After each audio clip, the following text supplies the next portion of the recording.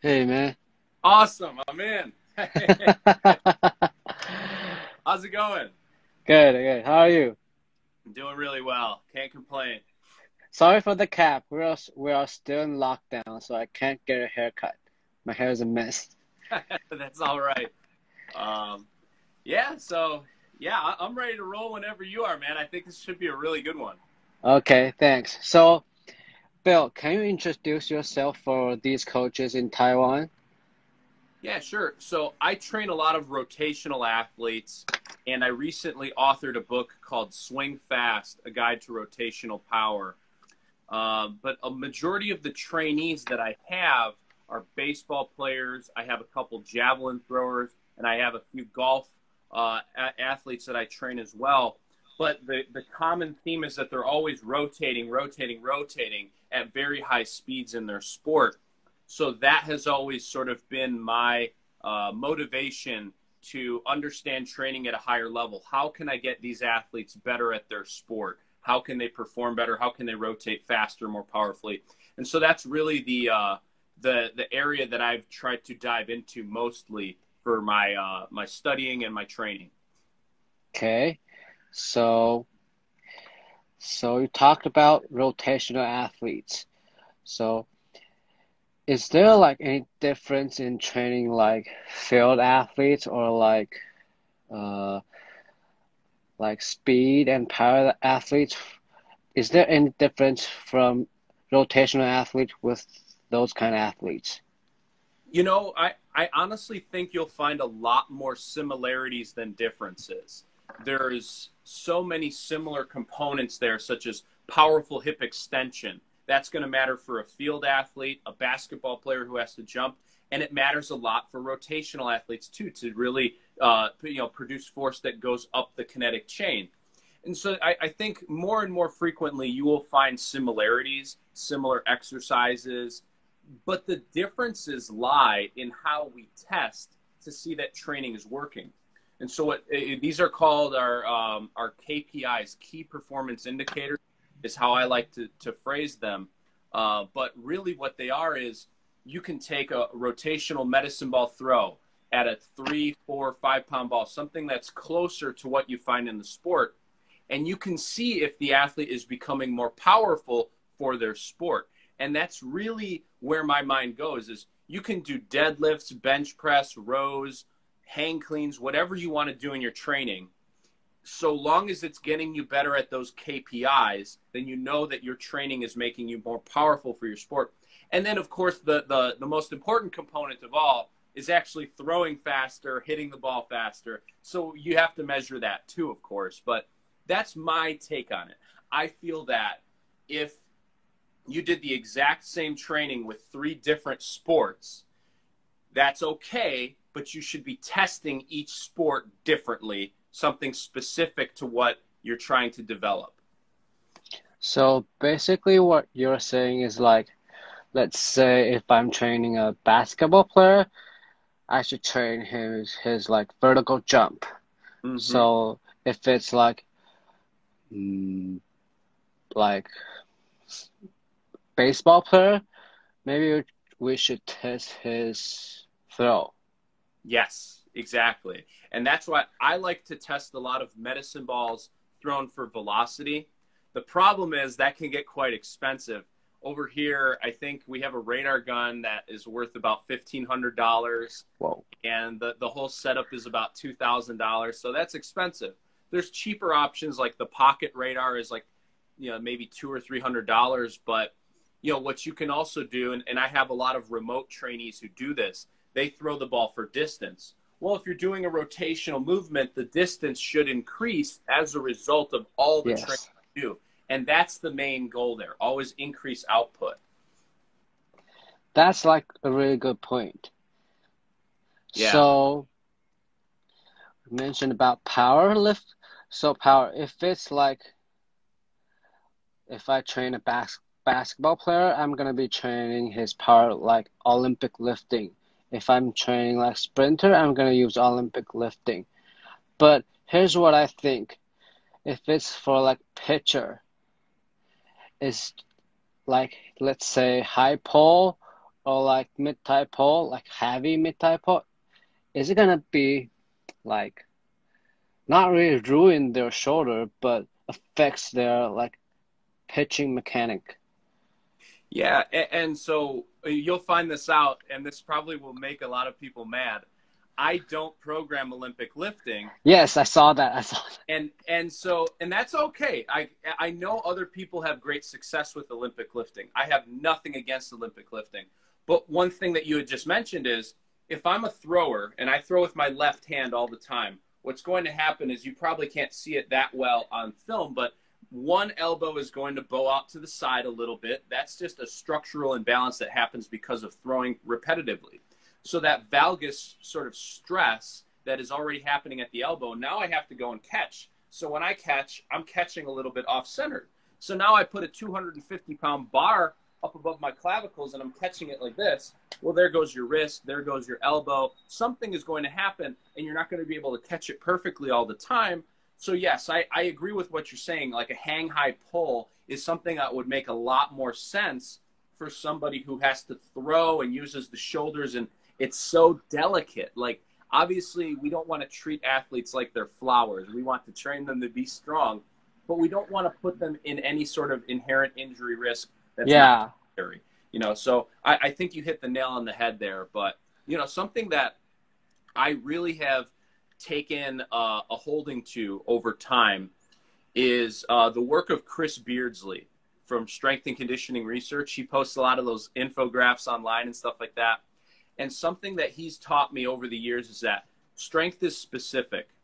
And whenever we train, we produce these specific adaptations that can ultimately impact the way that we move out in the field. So we can increase force production by using heavy strength training perhaps, but we can also increase high velocity strength through doing a lot more high velocity movements. So there's really this duality here in training that we have to understand. Does the athlete need more strength? Do they need more high velocity production? How do they produce power specific to their sport? And that's really what matters a lot. And I think you have to understand that sometimes you can run the exact same program with everybody and see good results. But if at the end of the month or maybe the end of every 2 months you test everybody, some kids got really good, some kids didn't improve. You have to see what specific adaptations, the kids who did not improve, what are they missing? And that's where I think more high velocity training might work. A quick little story. So when I was first writing the book last year, I had an idea that I would use myself for self-experimentation.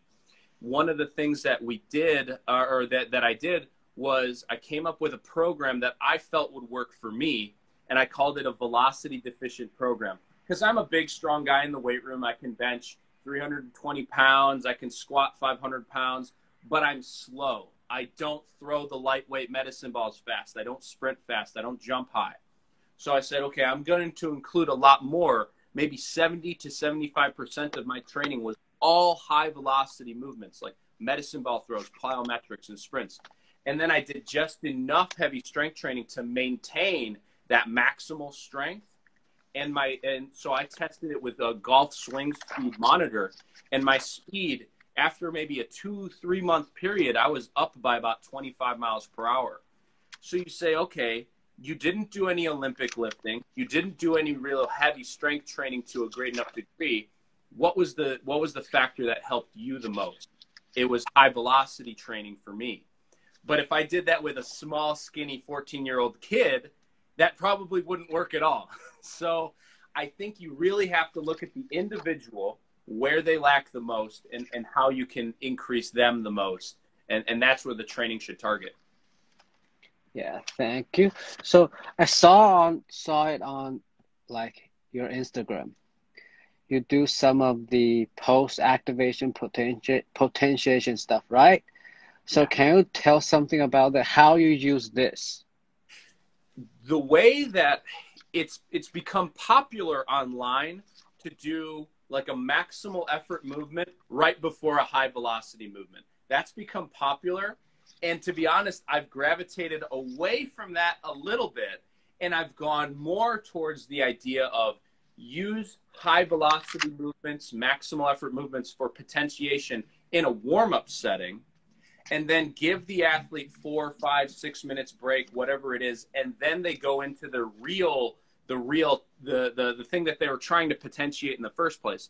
I feel that works the best. So what we like to do is a potentiating warm-up where we'll do something like medicine ball slams, sprints, jumps, do a few sets of each of those, and then like make sure that athlete is functioning at a high rate. Like if you tested his sprint speed, he's got really good sprint times today, I think he's going to do well. Give him a couple minutes break, let them start their throwing or whatever they're doing, and then test to make sure that their performance is actually improved or really high.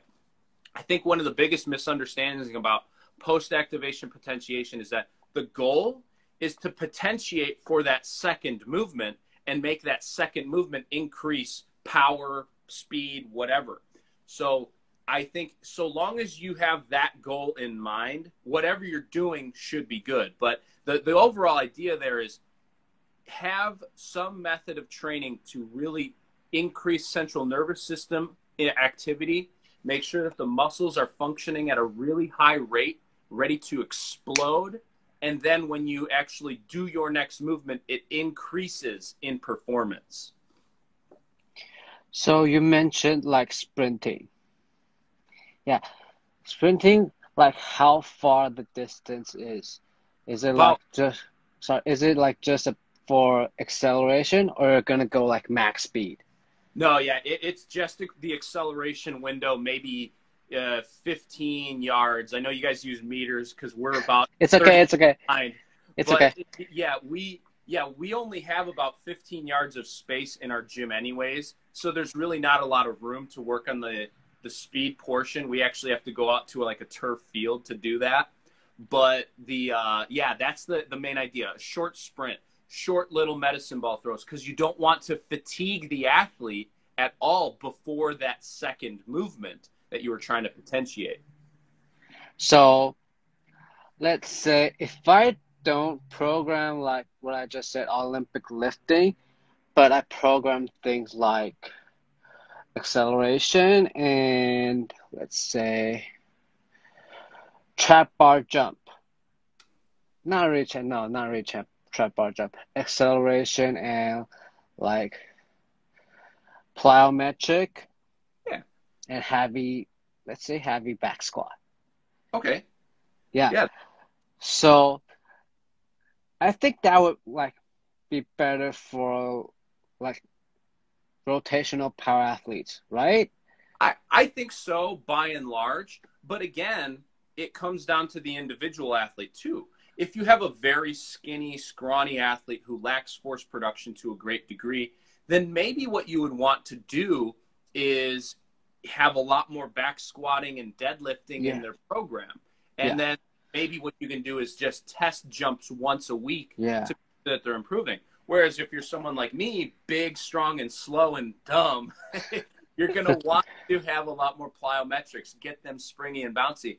And so the reason Olympic lifting, I think, works by and large across the board is because you take an athlete who has never really moved at high intent before, and when you put that bar in their hands, 100 pounds, 130 pounds, they've never felt that much weight in their hands before, automatically motor unit recruitment is as maximal as it can be.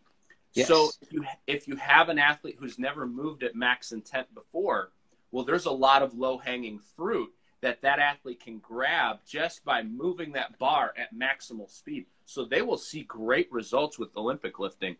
But like I think you can probably achieve the same thing with maximal effort plyometrics and stuff like that too. It's just so often you tell a kid, okay, today you have 5 sets of 3 jumps, and those jumps are maybe 60% effort. They're not going to get anything out of that. Yeah. You do have to make sure that you find ways to either have the athlete compete with each other, measure performance, something that intent, effort has to be high, or else it won't matter at all.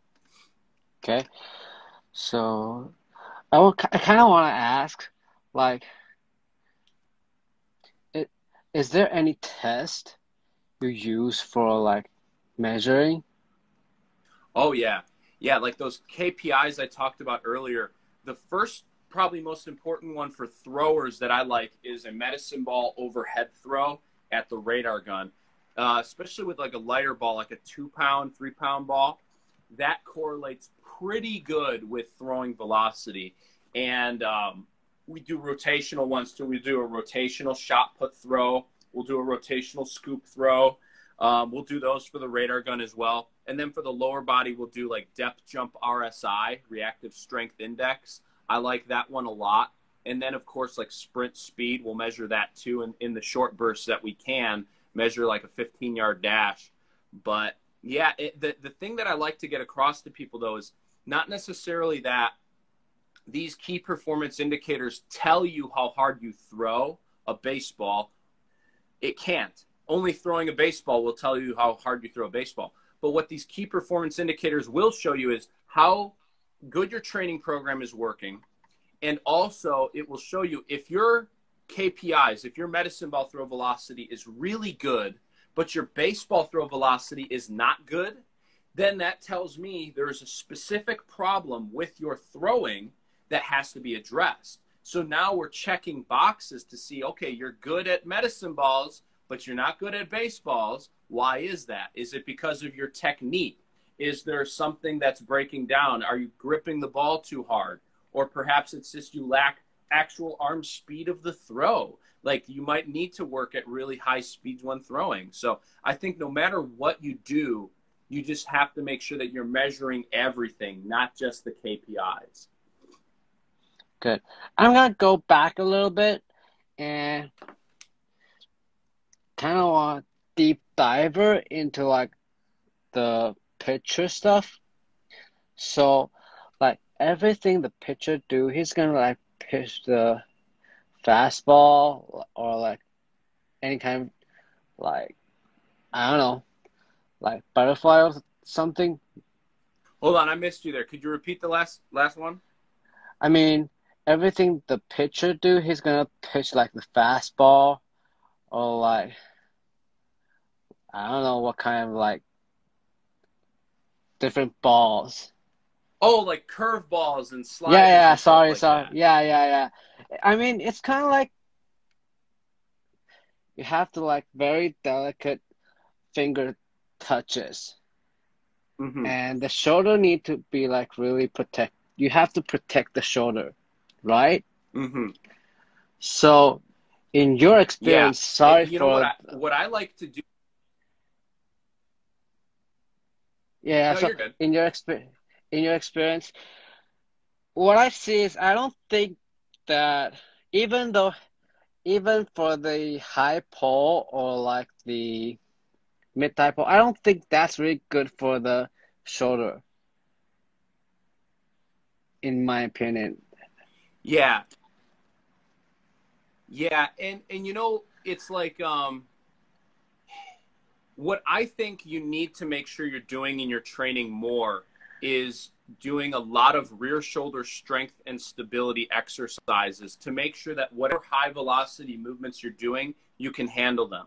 You know, like I mentioned it when we first started, we don't want our athletes to be flowers. They're not little delicate things. We want them to be strong, but we also want to put them in unsafe positions that they can handle. Yes. So how can they handle more velocity? How can they handle all these crazy movements that will probably happen in their sport? I like to do a lot of rowing and a lot of rear shoulder eccentric overload exercises where, you know, let's say, for instance, you have the arm in this position and you have a dumbbell and it's like a Nordic hamstring curl for your shoulder, just going all the way down and all the way down like that. I like movements like that to make sure that the shoulder is going to really be protected in the same way that we would protect the knee from, you know, getting hurt when we're jumping and running and stuff like that. So that's number one. And then obviously, like, there's so much about injury prevention that comes about from the athlete themselves outside of your gym. So I really like to make sure I'm talking with athletes at all time. How did you sleep last night? How did you eat yesterday? How are you hydrated?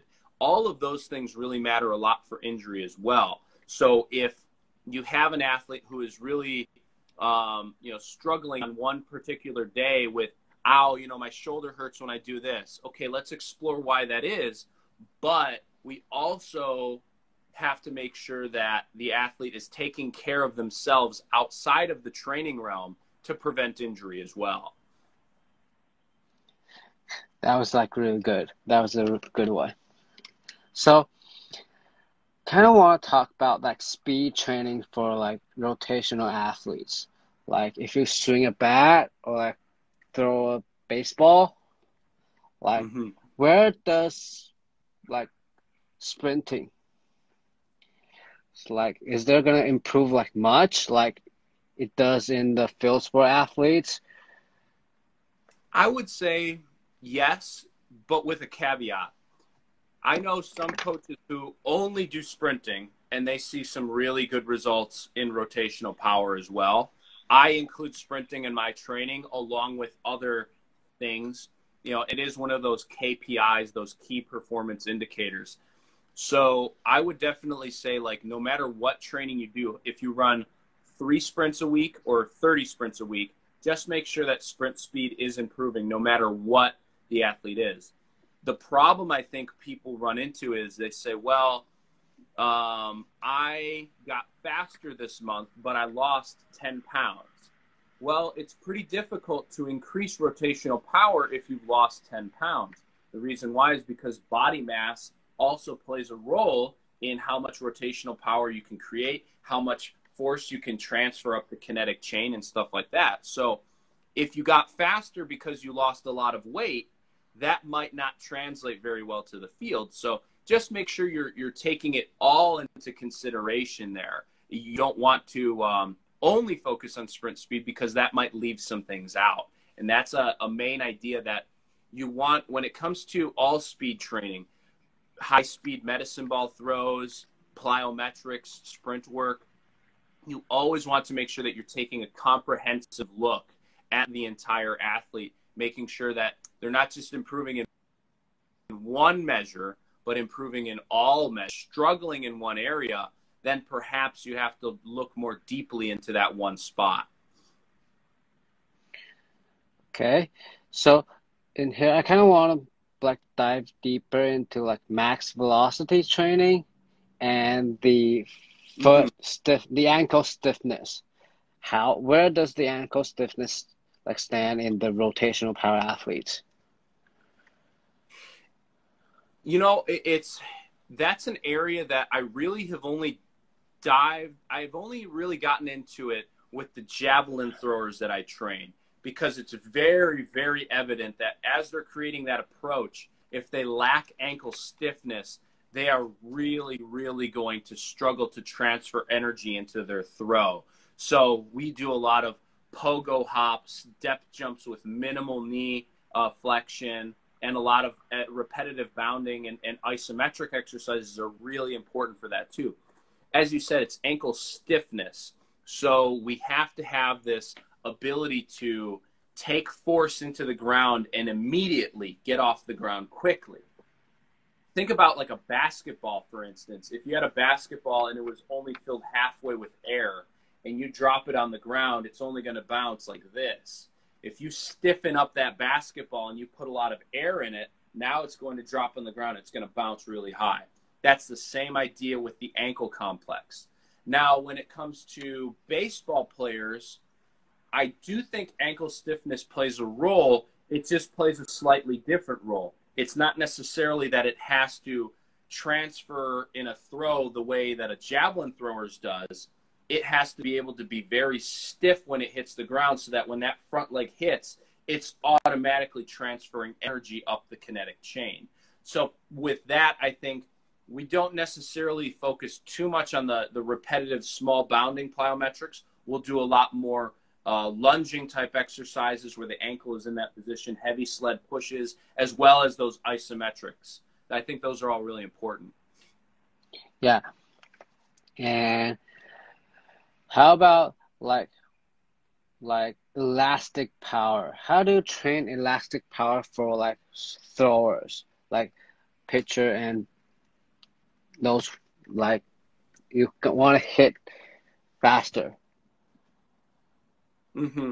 Yeah, and that's an interesting one because this is where it gets a little different from elasticity for like a basketball player. You know, their stretch shortening cycle happens all in the lower body, right? Yes. Well, with rotational athlete, the stretch shortening cycle sort of happens between the hips and the torso, and it also happens at the shoulder complex when you're throwing. So that rapid sort of reflex action, that's where the stretch shortening cycle is occurring. So no matter what you really want to be able to train is a level of stiffness in the tendons and muscle groups so that when it gets stretched, it can handle all of that force that's being developed. If you're really weak and wobbly, the more you stretch, the weaker you're going to get. So we want to make sure that as you get stretched in that position, you're strong and stable and then can reverse it and transfer force really quickly. But with that idea, I think you also have to be compliant as well. You have to have a level of mobility and like ability to stretch in the first place. If you can't stretch at all, then you might not be able to maximize the window that you have in that stretch shortening cycle to actually store up force and energy as you stretch. So you have to be both stretchy and strong, and it's really an interesting combination. And I think this is where, like we've talked about this entire podcast, there's always going to be a combination in training between maximal strength to improve that stiffness and high velocity work, repetitive bounding, repetitive plyometrics to make sure that we're also stretchy as well. So that's what I really like to think about it as. Now, as far as specific for a rotational movement, one area that I do like to work on is it's like a rotational medicine ball swing back and forth as fast as possible. It's a hard one to measure performance with, but I still like it just for being able to have the hips in one direction, the torso rotates in the opposite direction, and then we get it back as quickly as possible. Training those muscles of the core, not just to be stiff, but to also be able to handle rotation and then rapidly transfer that energy in the opposite direction. And then at the shoulder, obviously, that's where it gets even more tricky. But I think, honestly, just throwing at high intensity can give you a lot of good answers for making sure that shoulder complex is able to handle that rapid stretch and then that opposite reaction. Yeah. So, like, if it's like for like baseball player, how do you train their like core? How do you train their core? Yeah, I think a lot of people like to do crunches and sit-ups and stuff like that. I hate them all. What I like to do, I have this thing called a crane scale. It's kind of expensive, but you can find cheap ones online. Think of like what you would use to measure a fish that you caught, how heavy that fish is. It's the same idea. And what we do is we take a rotational sort of hold, like a Pallof press hold, and we pull on that crane scale as hard as we possibly can and measure how many pounds of force the athlete puts into that crane scale. That's my favorite one. But like I had mentioned previously, you can do a lot of high velocity rotational movements as well to make sure that you're also good at stretch reflex with that rotational movement. But to me, whatever core work you do has to have a sort of, you have to have maximal intent, maximal effort with it. And if you can do 50, 60 reps in a row like this, I don't think any of those reps are truly maximal effort. You know what I mean? Yeah. So I'm going to jump to the next one. If it's like for same as baseball player or golf player, like, do you use like unilateral training or like bilateral weight training? I do a mix, and it's the reason why is because I think both have great benefits. Like a bilateral squat, for instance, has a lot of very high hip activity, and I think hip activity is crucial for being able to drive laterally. But then unilateral, obviously, that's much more specific to the actual positions that we get into when throwing. So it's a balance there. The problem is we can't do everything in training because the athletes are just going to get burnt out. So what I like to do is get the most bang for my buck type movements. What I'll do is I'll do a lot of deadlifting. So you get that bilateral maximal force production from the deadlift. It's the heaviest movement you can do in the weight room. I guarantee you if your deadlift goes up, you're a stronger individual as a whole. But now you say, well, the deadlift is low range of motion and it's, you know, it's not very specific to the throw. So we'll do maybe 4 or 5 sets of heavy deadlifting and then give the athlete some break time. And then they'll go to a split squat, rear foot elevated squat, or even something like a reverse lunge or a full range of motion forward lunge. So now you can kind of get the best of both worlds without doing 5 sets of squat, 5 sets of deadlift, 5 sets of split squat, 5 sets of RFEs. You can't overdo it. You have to really pick your battles. But, you know, I have nothing against if someone did want to do a back squat, I would say, okay, that's fine. Maybe what you can do to target the mid back and the hamstrings a little more in that second exercise is like a split stance RDL. That might work really, really well paired with squatting. So you just have to pair up exercises that hit all of the areas we want to make sure that you can do with that lower body training. And then when it comes to upper body work, you know, bilateral pressing, similar to what I talked about, like a 2-arm bench press, you can get very heavy with it. So you know you're maximizing motor unit recruitment. But if you have somebody who maybe needs to work on more speed, a great option is taking like a landmine press and working as fast as you possibly can in it. So you just have to kind of look at the athlete, how their shoulders handle bilateral versus unilateral movements, and then of course kind of, you know, work with the athlete from there. Yeah. So basically in Taiwan, like baseball is like really popular here. But I think there's a lot of players in here. They have like low back pain, shoulder pain. Is there like a lot of like same problem going on over there? Yeah, and I'll be 100% honest with you. I am not the best when it comes to, you know, injury prevention. You know, I'm not a PT. I'm not a physical therapist. You know, more of my area of expertise is the power training. But what I will say about injury issues like that, a common theme time and time again is when an athlete increases their speed of their throw by 5 or 10 miles per hour in a very short time window. Like let's say they went up 5 miles per hour in a month. That's cool. They went up, but I worry that now that the body is moving so much faster, now that there's so much more torque at the joints, are they strong enough to handle that? That's the worry that I always have. So there's always this balance of increasing the speed, but also making sure that you increase rear shoulder strength, core stability, so we can stabilize that spine, general strength throughout the entire body so that you can handle all of this high velocity movement. I think that's crucial, man. And if you think about like what high velocity movement is, it is great for performance, but your body itself probably hates you for it. Throwing a baseball sucks on your body, and the faster and faster you throw, that means that your team wants you to pitch more in games. So now you're throwing faster than before with high volumes. It's a very big risk of injury right there. So I highly recommend anytime you're improving velocity, make sure you improve all of those other qualities, mobility, strength, and joint stability as well. And then obviously, like we talked about earlier, so many times when an athlete gets injured, it's because they sleep like crap, they eat like crap, and they don't hydrate well. So many times. It happens time and time again. Yeah.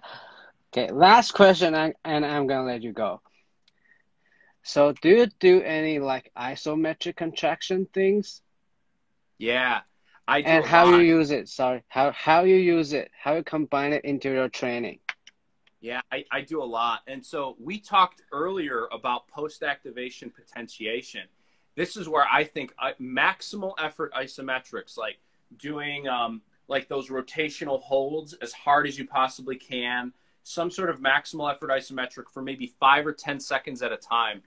That works really good for potentiation because it maximizes motor unit recruitment and central nervous system activity without being very fatiguing to the point that you're going to be sore and tired for that second movement. That's one way that I like to do them. But another great way is simply using it for like long duration sort of isometrics. The reason I like doing it is more for injury prevention. Those types of isometrics have been shown to be great for tendon stiffness. And so if you're an athlete who has a lot of tendinitis, tendinopathy issues, this might work well for you, doing like a lunge hold for 30, 40, 60 seconds at a time. Even though it sounds counterintuitive to everything else I've talked about, the reality is that your tendons have been stretched or maybe torn to a small degree, and doing these isometrics will help stiffen and strengthen them back up. So feeling healthy, you can handle more high velocity movements again. Are you gonna like load those isometric movement? Are you gonna load these things? And like how heavy you're gonna load them? Yeah, over time. So the way I like to do it with like the lunge, long duration isometric, I'll do it with like, I'll start with no weight and just squeeze the muscles as tight as I can.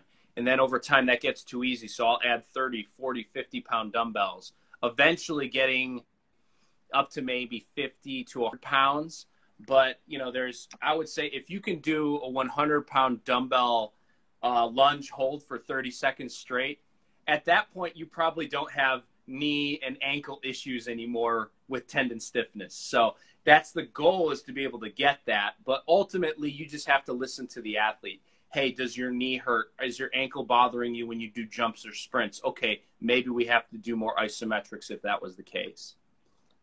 Okay, good. There's one audience wants to ask a question.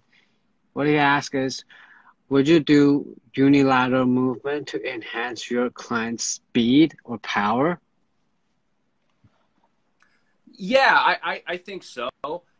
Like anything else, like if you did squats or reverse lunges, so long as it's at maximal effort every single rep, and if you are a force deficient athlete, so you lack strength, and you increase the load on the bar with progressive overload over time, well, now you're looking at increasing maximal force production from the lower body, whether you did a squat or a lunge.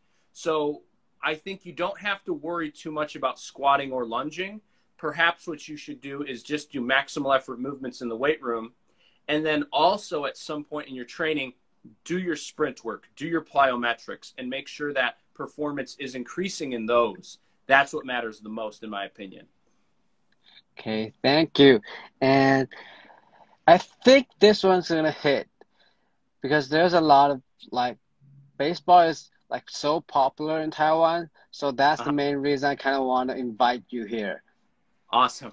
Yeah, man. So, I think it's yeah. I thought this was a great podcast. I think it's gonna go good, and yeah, just let me know whenever it's up. I'll make sure to post it on social media everywhere. So. Okay, and can you tell these coaches if they are interested in you, where can they contact you, and the books, and tell everybody about the books, the podcast, or everything you do, okay? Yeah, so the book is called Swing Fast, A Guide to Rotational Power, and it is on Amazon. And so it's really easy to buy it in 2 clicks.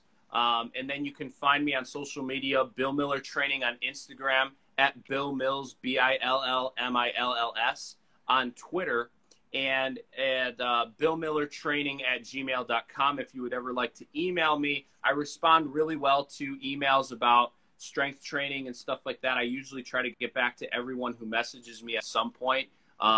Right now is a very busy time for me with a lot of guys training in the summertime, but I will get back to you at some point if you have any sort of questions at any time. Okay. Thank you for the time, man. Thank you. Right. Appreciate it. Fun. Thank you for having me on. See you.